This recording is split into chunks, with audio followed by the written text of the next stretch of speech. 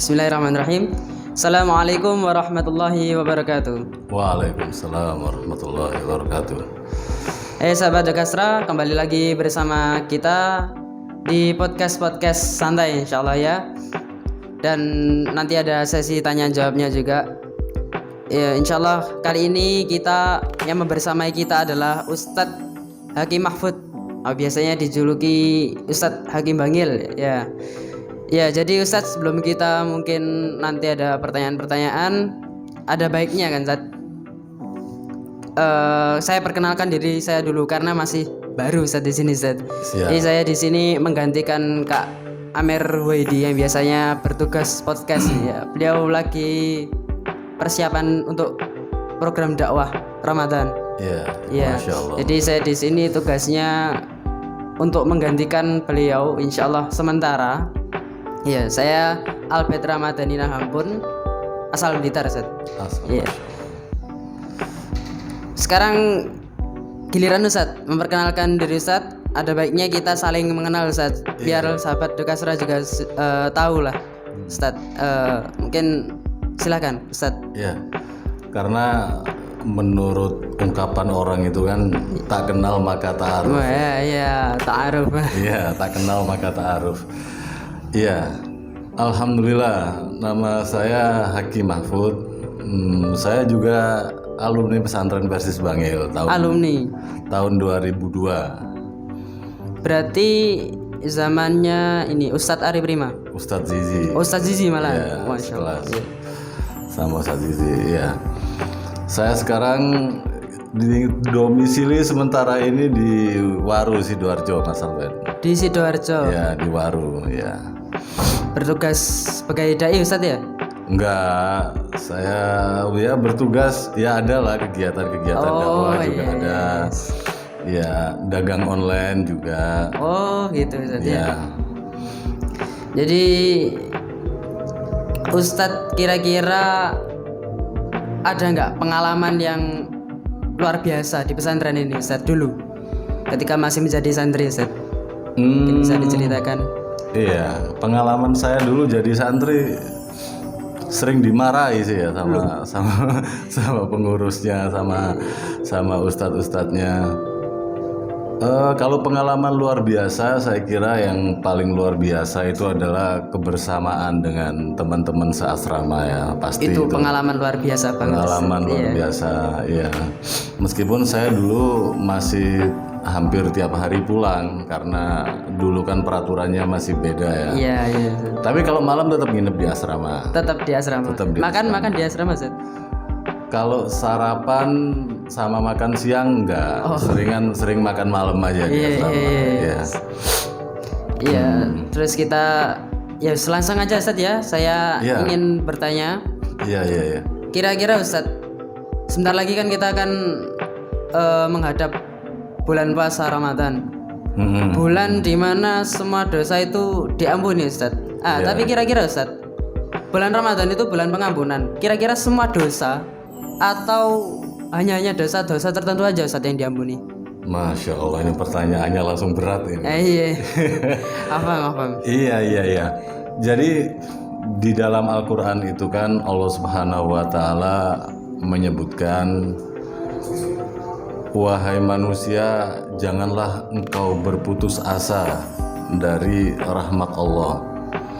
La taqnatu min rahmatillah. Lalu dilanjutkan di situ kan ayat penggalan dari ayat tersebut Allah menjelaskan, innallaha yaghfirudz dzunuba jami'a.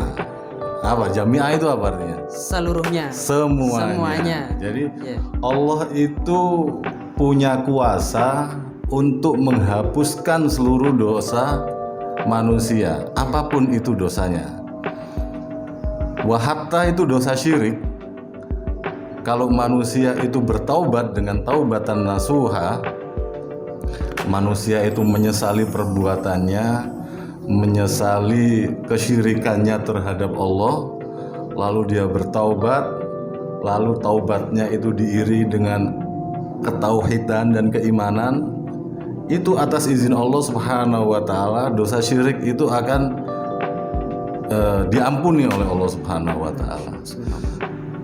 Dan lagi orang yang bertaubat itu selain dosanya diampuni ketika dia taubatnya sungguh-sungguh karena penyesalan-penyesalannya itu digantikan dengan kebaikan-kebaikan yang lain. Itulah istimewanya taubat. Taubatan nasuha Ustaz. Taubatan nasuha.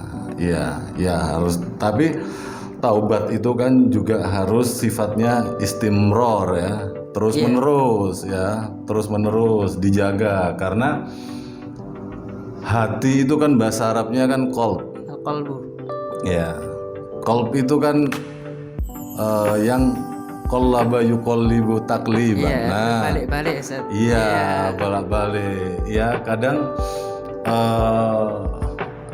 cenderung ke kiri, kadang cenderung ke kanan. Makanya kita itu diperintahkan Allah untuk berdoa, ya muqallibal qulub. Nah, di sini syuf, ya muqallibal qulub. Wahai zat yang maha membolak-balikkan hati. Jadi kita ini nggak punya kuasa, manusia ini nggak punya kuasa untuk mengatur hati kita. Allah yang membolak-balikkannya. Kita ini hanya bisa kasab. Kasab itu berusaha bagaimana supaya Allah itu mensubutkan. Makanya sabit kolbi ala dinik. Menetapkan Ustaz. Iya, menetapkan hati kita itu di jalan Allah Subhanahu wa taala. Yaitu usaha kita adalah yang pertama ya tetap berdoa, mengingat Allah, dan bagaimana kita menjaga hati ini supaya jauh dari kemaksiatan-kemaksiatan. Karena yang merusak hati ini kemaksiatan. Kemaksiatan Ustaz. Kemaksiatan. Hati itu sejatinya bersih.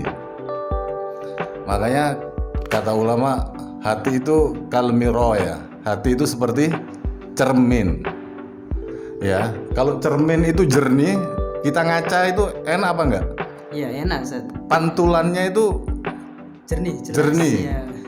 Nah, dosa itu seperti debu-debu. Titik-titiknya itu Ustaz. Debu-debu. Kalau kaca itu nggak dilap seminggu berdebu, 2 minggu debunya tambah tebel, 2 bulan semakin tebel lagi. 1 tahun nggak bisa buat ngaca.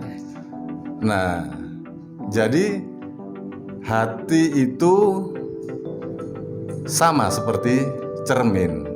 Cermin itu memantulkan apa? Memantulkan Cahaya. Ustaz. Memantulkan cahaya. Hati itu juga memantulkan cahaya. Nurullah, cahaya Allah. Nah, kalau hatinya kotor, cahayanya Ketutup Ustaz. nggak bisa mantul. Nggak bisa mantul. Makanya hati itu harus dibersihkan. Ini salah satunya membersihkan hati itu dengan puasa. Ya, itu.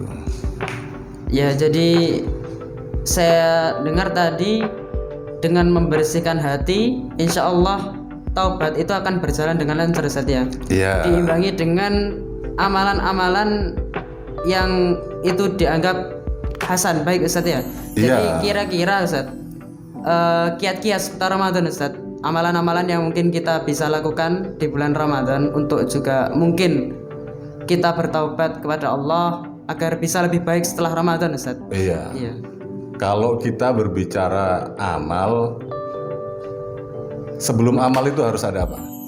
Niat. Niat. Nah, ketika kita ingin amalan kita itu baik, maka niatnya harus Baik Ustaz. harus baik. Lillahi ta'ala. Lillahi ta'ala. Nah, kan kita sudah diajari ini. Syarat diterimanya amal itu sebelum ittiba'ur rasul itu ada ikhlasun niyat. Iya kan? Iya, langsung niat. Iya, syarat amal itu diterima yang pertama niatnya karena mencari keridhaan Keridhaan Allah. Allah Subhanahu wa taala, tidak yang lain. Ya, tidak yang lain. Jadi bagaimana sebelum berpuasa kita itu mengatur niat. Puasa kita itu untuk apa sih? Ya kan? Puasa kita itu untuk siapa? Apakah kita biar lapar atau biar kurus atau ya biar sehat? Biasanya yang lagi diet Ustaz ya, niatnya Iya, untuk diet. iya, niatnya untuk diet. puasa itu sehat, sehat itu bonus. Oh, puasanya Iya. harus niat lillahi ta'alanya. Ya harus. Yang ngasih kita sehat siapa? Ya Allah, Ya, yang ngasih kita hidup siapa? ya Allah juga. Nah iya, makanya apapun kita sebagai muslim, yang pertama itu landasannya itu niat. Karena niat ini yang membedakan amal itu baik atau buruk. Memberi orang santunan itu baik, tapi kalau niatnya pamer-pamer, ya Biar. buyar. Iya. Puasa juga gitu. Puasa itu amalan yang baik, yang urusannya itu hanya kita dan Allah. Pertama niat. Yang kedua, sebelum segala sesuatu itu orang itu harus punya ilmu. Makanya di dalam Al-Qur'an itu sebelum kalimat tauhid, sebelum la ilaha illallah, Allah itu menyatakan apa? Fa'lam Fa'lam annahu la ilaha la ilaha illallah. Fa'lam itu i'lam itu fi'il apa? fi'il amr. Ustaz. Amr. Iya kan? Yang diperintahkan untuk mengetahui bahwasanya tiada Tuhan selain Allah itu siapa? Ya. Kita. An-nasami'an. Iya, kita itu harus berilmu, harus punya pengetahuan, harus punya makrifat. Sebelum puasa, ya kita harus tahu nawaqidus syam, ya kan? Yang membatalkan puasa itu apa saja, yang dianjurkan dalam berpuasa itu apa saja. Nah, itu makanya kawan-kawan kita himbau, ya puasa itu juga ada ilmunya, bukan hanya bangun sahur, Sekedar puasa. iya, lalu berbuka. Itu yang kedua. Yang ketiga, ya kita dengan ilmu itu kita tahu fadilah-fadilah, keutamaan-keutamaan, termasuk bahwasannya puasa itu syahrul Ramadan itu syahrul taubah. Bulan bagaimana kita bertaubat kepada Allah Subhanahu wa taala. Syahrul maghfirah. Syahrul maghfirah. Bulan Bulan ampunan. ampunan. Syahrul Ramadan ini syahrul mubarak, ya kan? Bulan yang diberkahi oleh Allah Subhanahu wa taala. Bulan di mana diturunkannya Al-Qur'an. Unzila fil Qur'an. Aywa. Syahrul Ramadan alladzi Unzila. unzila fihi Al-Qur'an. Penuh dengan kemuliaan. Nah, para ulama mengatakan seseorang itu tidak akan bisa senang dan mencintai sesuatu sebelum seseorang itu tahu keutamaan akan sesuatu tersebut. Iya. Kalau ada sekawanan kambing, kita kasih emas berlian, sebelah sininya kita kasih rumput. Milih mana? Ya pilih rumputnya. Milih rumput. Iya kan? Iya. Kalau manusia, Iya, masih Ustaz. emas berlian. Kenapa? Karena lebih utama yang emas berliannya, ya lebih bermanfaat emas berliannya bagi manusia. Bagi manusia. Nah, karena manusia itu tahu qimah. Qimah itu nilai. Manusia itu tahu nilainya emas, berlian, atau rumput. Iya. Kalau kambing nggak tahu. Penting makan. Ustaz. Yang penting makan. Nah, ini dalam sekali nih. Jadi kalau manusia itu prinsip hidupnya yang penting makan, tidak tahu nilai-nilai keutamaan suatu, berarti sama kayak Kayak kambing. Iya.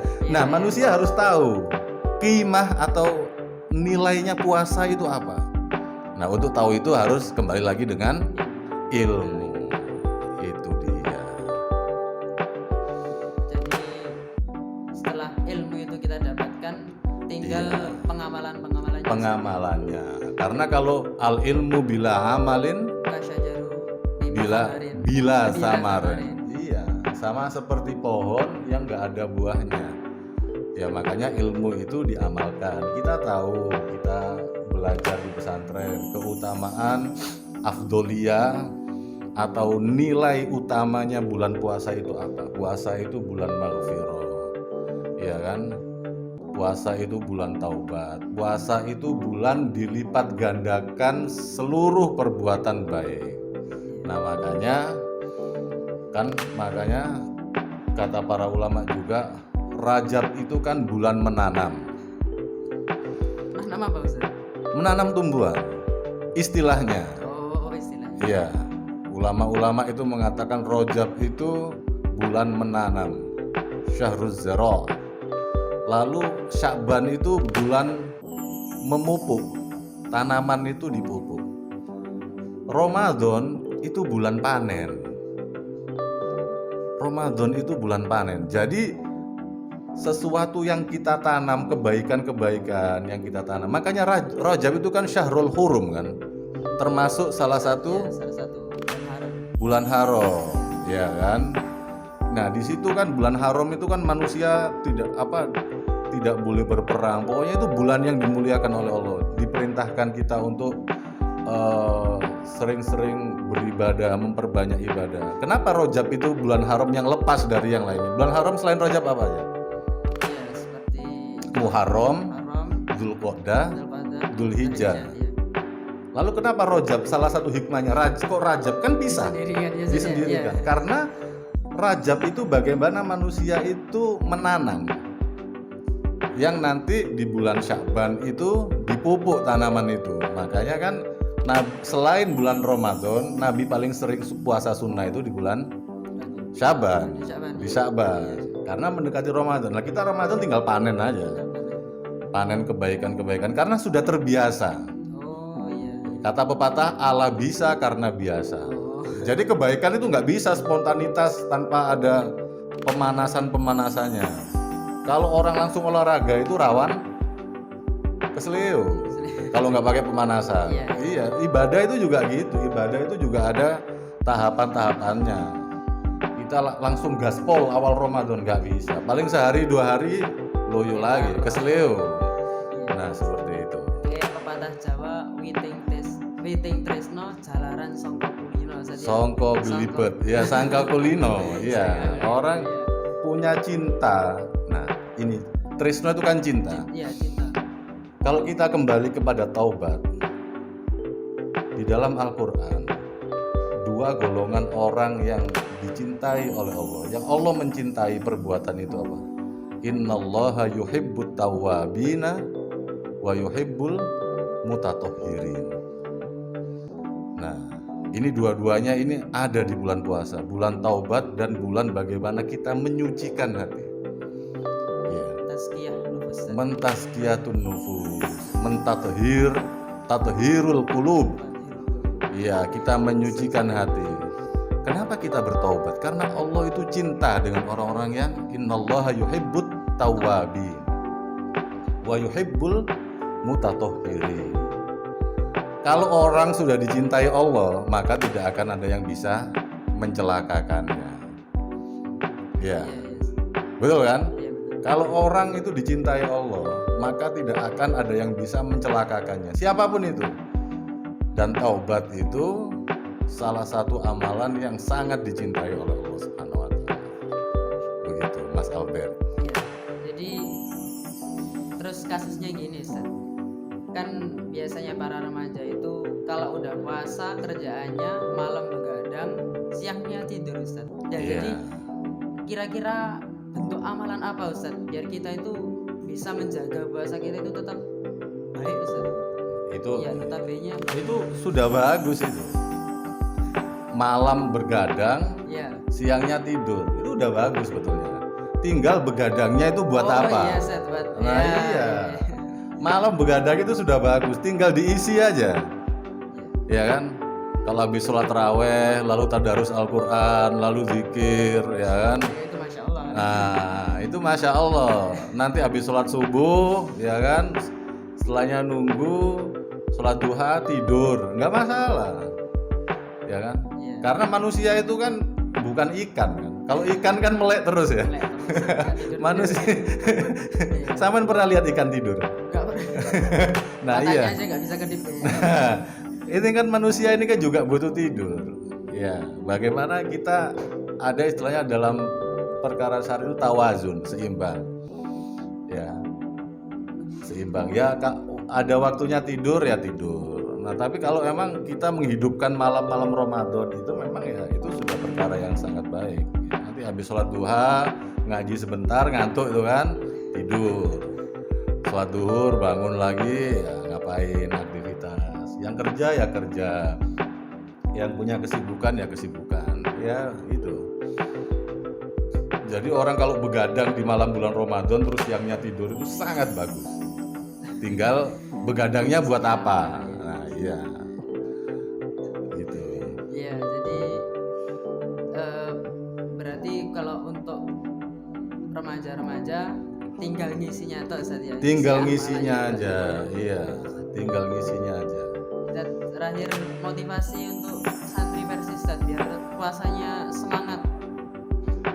Ya kita harus tahu bahwasanya puasa itu adalah ibadah yang sangat kompleks ya. Yang nilai pahalanya itu kata Allah di dalam hadis qudsi itu baina ana wa abdi. Hanya aku dan hambaku ini urusannya ini. Jadi nilai ibadahnya itu sangat tinggi. Nah itu tadi, ketika kita tahu akan hal itu, maka sayang sekali kalau kita tidak mengoptimalkan kebaikan-kebaikan yang ada di dalam bulan Ramadan. Karena kita nggak tahu umur kita sampai di Ramadan apa enggak, kita nggak tahu ya kan. Tahun ini kita sampai, mungkin tahun depan kita nggak sampai. Makanya motivasinya jadikan seakan-akan Ramadan ini Ramadan terakhir. Ya, jadi tidak ada kita meminimalisir waktu untuk leha-leha, untuk berbuat yang tidak berguna. Itu. Terima kasih Ustaz atas waktu yang telah diberikan. Sama-sama, dan yang telah Mas diberikan Albert. kepada kami. Sama-sama. Di tengah-tengah kesibukan Ustaz masih bisa menghadiri podcast ini. Alhamdulillah. Syukran kasiran Ustaz. Ya, mungkin cukup sekian dari kami sahabat Dokasra. Bertemu bersama kita lagi di podcast selanjutnya. Syukran. Assalamualaikum warahmatullahi